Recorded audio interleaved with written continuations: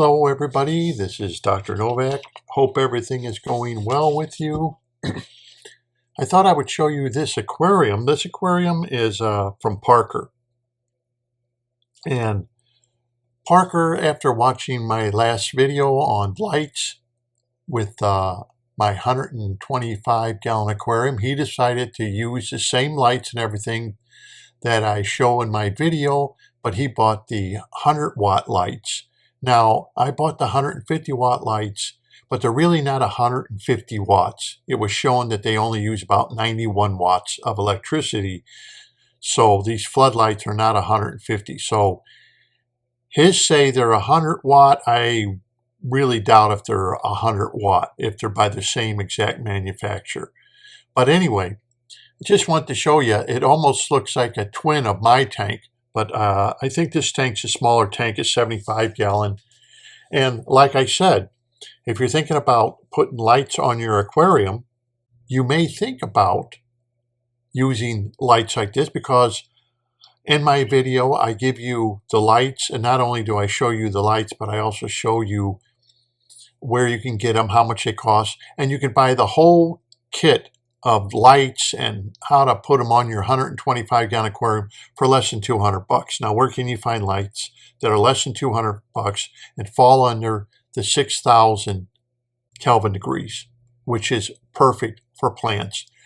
Now, since the 125 gallon aquarium has been running for over 90 days now, everything is pretty much settled in the aquarium. The algae that used to grow like on the glass and stuff like that, that's all slowed down tremendously. The plants, the crypts and everything that were, branches that were broken, that I broke, the abuse I did to them, they've now all recovered. They're done with their rotting of any leaves that happened or anything that broke. Everything is turning around. The only problem I'm running into is I still have a little bit of this slime algae at the very, very top, which when I do a water change, I do spray it with hydrogen peroxide. But that was an algae that, it wasn't an algae. It's more like bacteria than algae. But that slime that they call cyanobacteria or slime algae, it's still growing. I had that in the 90 gallon, but you can keep it under some kind of control. But the only bad thing is that the flame moss has really grown very, very quickly. Now, I do inject CO2 into the aquarium, and I've already had to cut a lot of it out and throw it away. And some of the other plants seem to be recovered and they're growing quite nicely. So I have no complaints about the plants. They're already sending out roots and everything else into the aquarium. So that's a good thing. I just wanted to make that now, since it's over 90 days, that the 125 gallon is pretty well settled in. I've been buying fish for it though. I want you to stay tuned for the video to the end, because at the end I do have a giveaway. And I will tell you how you can apply to get a free lux meter that I will send to you, but it's absolutely free. I'll tell you how you can do it, get a lux meter. So that way, if you want to find out what is the luminous output of your light, you'll get a free lux meter and you'll be able to test it out and see if you have your lights directly close to the tank or you have them 6 inches above. You'll be able to see what kind of luminous output that light is really putting out compared to what the manufacturer says. Like I said, the luminous output on my lights at 12 inches away is about 64 to 65. Luminous output is 64 to 65. That's pretty good for those lights. I'm not going to complain about that for the price I paid for them. Anyhow, so algae problems always seem to, be part of an aquarium. It's almost impossible to get rid of algae 100%. No matter what anybody tells you, it's hard to get rid of slime algae and to get like the staghorn algae that he seems to be getting.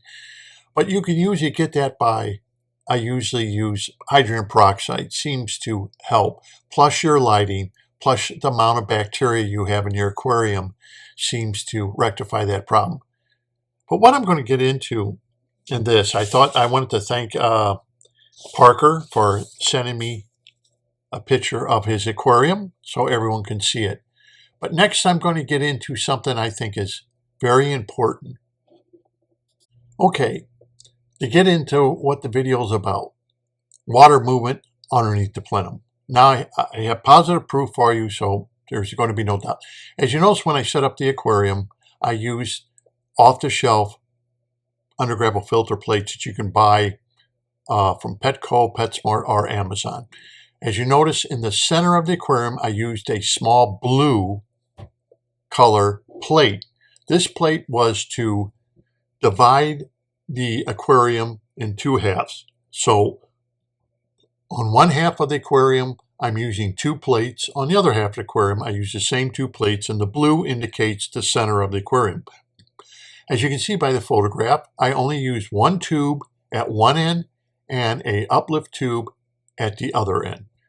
That's how the plenum is going to be used. If you remember through my video when I set this up for the plenum, I wanted to show you, in case you wanted to make a 75 gallon, 55 gallon, or 125 gallon, or 150 gallon, because the holidays are coming up. You may want to set one up. But let me show you something. Then after I did all this work, then after that, I put a layer of what I already had, because remember, I took down all my tanks, and this is kind of separated. So I took a layer of that fluval with iron in it. It's red. It's a larger substrate, and I placed that on top of the plenum plates, what I had. And then in the front, which was only about 5 inches, I placed some of those bio balls. They were your filter medium that's used by Eheim and other manufacturers kind of make them, but I put those in the front because there was no plates, filter plates there. So I put those there before I added my substrate. And as you know, I explained to you, there's my substrate. It was a mixture of sand, a little bit of kitty litter, a little bit of sand, a little bit of that black volcanic soil that you can buy Amazon or at any of your pet stores, and small gravel. Okay, and instead of separating everything, because I just tore the tanks down, if you remember, like the 90 gallon and the 40 gallon breeder, I just mixed it all together. The only thing that separated is, as you can see, was the fluval red, which was on top because it's a larger substrate, and of course, in the part that had no plenum, the little ceramic balls from Eheim. Okay. What we're looking at here is we're looking at the bottom of the plenum about 30 days after it was set up. Within 30 days, I remember I did a video and showed you this. Roots were already growing in the plenum. That's not unusual. And as you can see, after 30 days, there was a little bit of gravel that got in there. Nothing to even worry about. But the next photos I'm going to show you are going to show you the actual path of water movement through the plenum. Okay, now it's been over 90 days. And as you can see, this is the bottom of the plenum. The blue plate indicates the center of the aquarium. I have white lines showing the water movement going from the very center of the aquarium in the direction it's moving. It's actually moving in both directions. And you can see by the red arrow where the water or dirt is being accumulated behind the leg. Here's another picture. Now the plates were put together with stainless steel screws, so that's where you see the red at. But look at where the water movement has allowed the detritus to build up, but it's clear where the openings are. So water is moving both ways because at either end of the plenum is an uplift tube. So you're going to have water moving in both directions. As you can see by the photograph here, you see the blue plate has clearance where you can see the detritus has moved away from water movement from the opening where the white arrows are. And on the other side, the black plate also has detritus moved away from the opening. Only where the legs are, where the red arrows are, is where you will see a buildup of material because the water's moving so slow, it's not able to move that detritus and small little stones from what I put in there. Could be even sand particles that went through the plenum grit. And you can see by the red arrows, look at that. It almost looks like the water can't push that away from the opening where the red arrows are, but where the white arrows are, you can see where the detritus and all has been moved. Now, this is very common that you're going to get some detritus in a plenum. It's not uncommon, but this shows you that even though there's only 2 tubes to lift the water up, that they're actually sucking water through the entire plenum, which means you have water movement on top of the aquarium and you have water movement in the plenum. So imagine you have a 4-inch substrate. The substrate now has a plenum underneath it and, of course, the aquarium on top where you put all your animals. And underneath there in the plenum, you still have water movement just like you do on top, except it's moving a lot slower.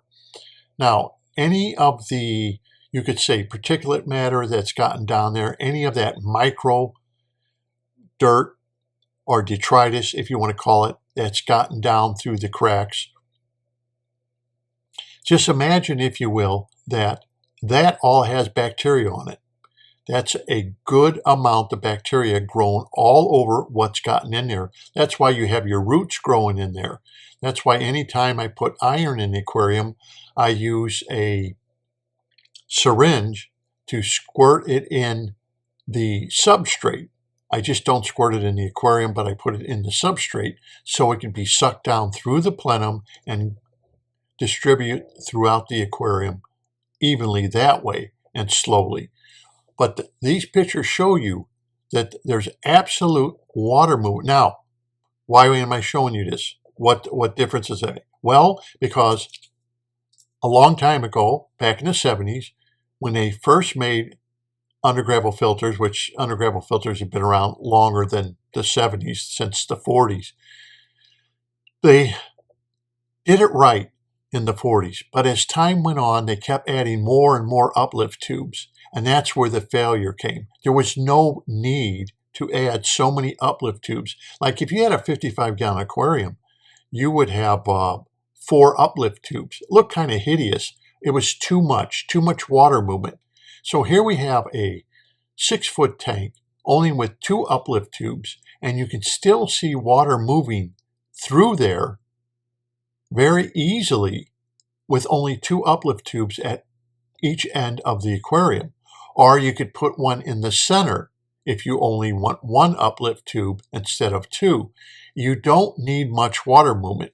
But these photographs show you proof positive that there is water movement slowly going through that plenum, just as I have said for years and years and years, which a lot of people have dissed and said, no, it won't happen. Water takes the path of least resistance.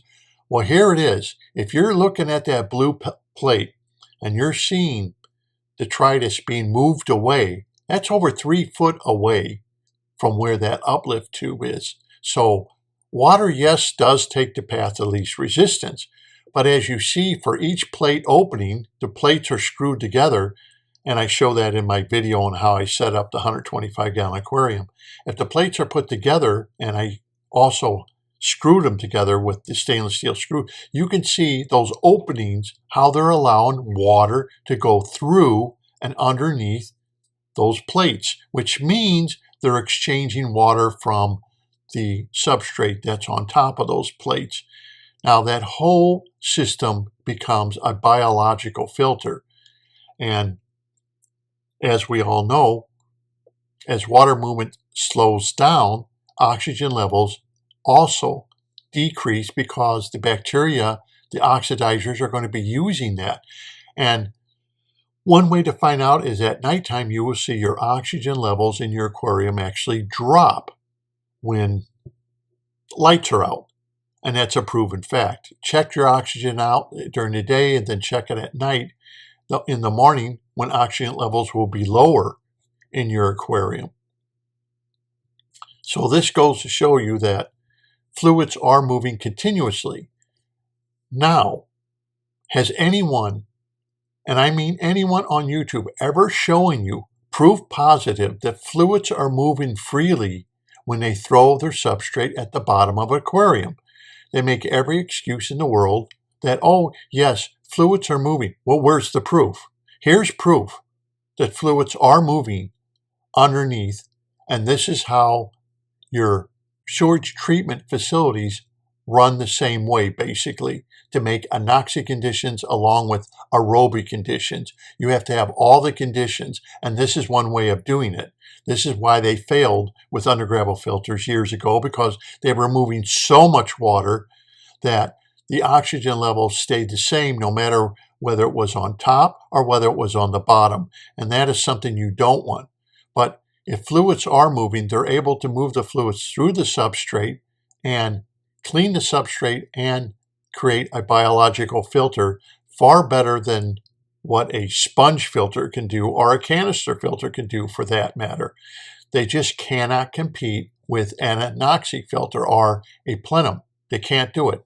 So this is proof positive. Have you had anyone show you in the bottom of their aquariums? How come they don't take pictures?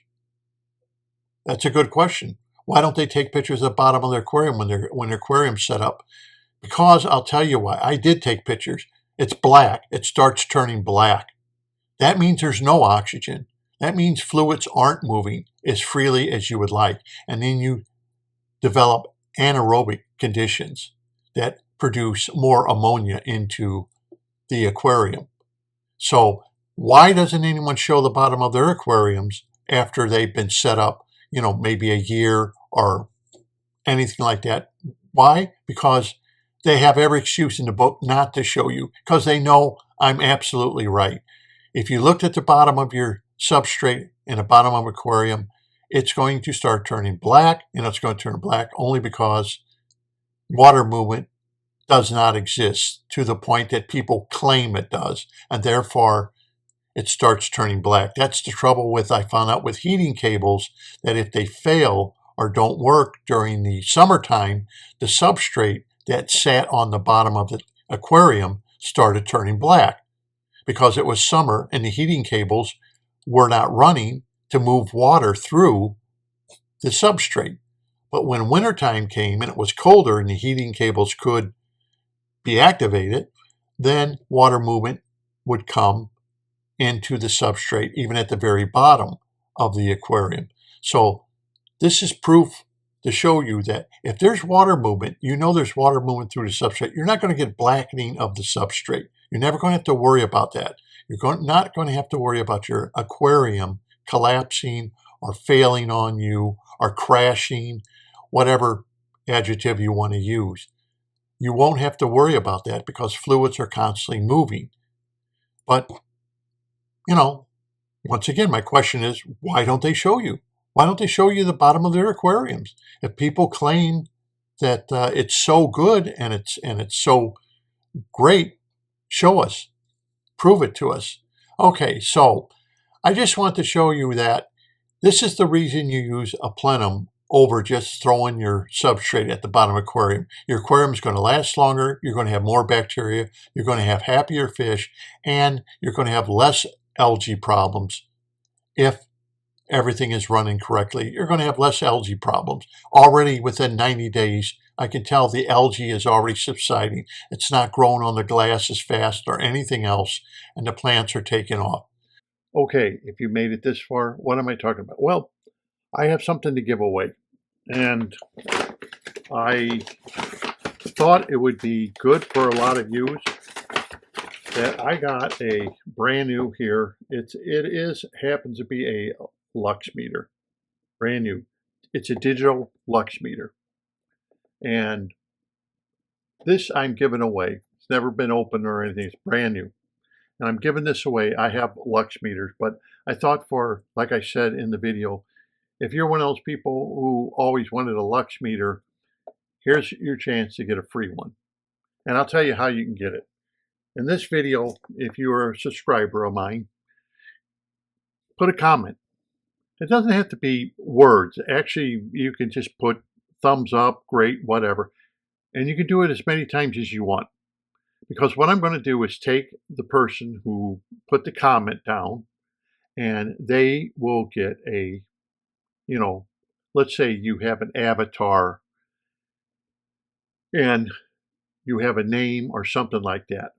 And let's say you put down, let's say 10 times you put down 10 comments. Let's say a thumbs up, whatever. You don't have to actually put actual words, but that means you've applied to get the free lux meter. What I do is I take that and I will make for you 10 applies, stickers with your name on it. And let's say you did it 10 times, so I put down 10, and then I'll put them all in a big bucket, and I will choose one person. Once I choose the person who's won it, which I will do it on a video, I will choose the person, and then that person will contact me through email. I have a Gmail, and it's just for videos and stuff like that. They can contact me and say where would they like me to send it, and I'll send it to you. And it's absolutely free. That's the way. You can apply as many times as you want it. This isn't a one time I apply for it and that's it. You want to put down in the comments several times. I will look at all the comments and I will see that you're applying for the lux meter, and I will put you in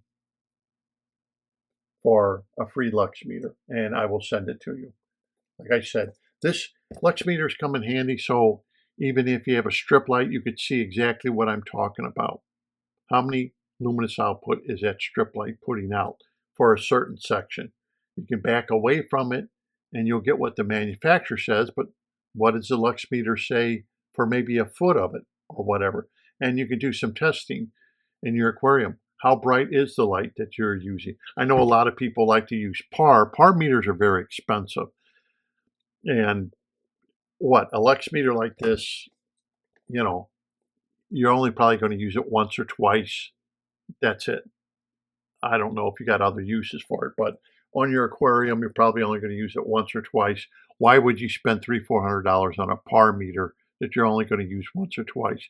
Usually you would want to borrow one from somebody than to spend the money.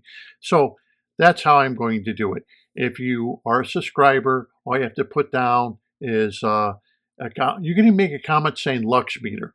And I don't care if you put it down 10 times as 10 different comments. You will then be applied for 10 times better chance of getting it than someone who only makes one comment that they would like to have the lux meter. You don't have to write a big thing, just lux meter is all you even have to put. That way I know you're interested in going into the contest and winning it. And like I said, I'll have a video and I'll pull it in front of who wins, who gets it, and I'll send it to you and let you know where by email, where you can send to me on my Gmail account. And you can send me your address where you would like me to send you a brand new lux meter. Just remember what I said in my video. If you do have an aquarium, you can take a picture of the bottom, and you are one of those hobbyists that throw your substrate at the bottom, take a picture of it and send it to me so we can show everybody. Is your bottom black, or is your tank been up like a year or something like that and your bottom substrate is nice and clean and clear? If it is, do you move your substrate around a lot or not? Let me know. So until next time, happy fish keeping, and thank you for watching.